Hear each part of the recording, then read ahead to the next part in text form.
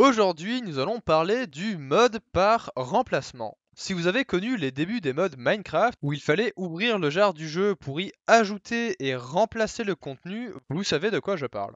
Ici, contrairement aux plugins qui vont ajouter du contenu sur l'existant, vous allez remplacer des classes existantes pour modifier leur fonctionnement. Cela est particulièrement pratique quand les fonctionnalités sont distantes. C'est pour cette raison que les modes côté serveur sont aussi prisés. Cela permet de modifier l'expérience du jeu côté client sans avoir besoin d'y ajouter ou modifier quoi que ce soit. Grâce à cela, les explosions sur Atrium ne consomment plus que 18% des ressources initiales pour les plus grosses explosions vanilla et supportent jusqu'à une explosion de 32 de puissance sans surcoût, mais avec une explosion comme celle de droite au lieu de comme celle de gauche. De même, les items dans la lave ont été réécrits pour ne consommer plus que 1% de leur charge initiale quand brûlés ou droppés et 20% quand au sol. En effet, un mode peut changer les comportements de certains composants, mais peut aussi changer la manière dont sont exécutés ces composants, parfois pour ajouter des fonctionnalités et parfois simplement pour patcher des erreurs ou optimiser certaines parties critiques. Ce type de modification a l'avantage d'être performant car il réécrit directement les fonctionnalités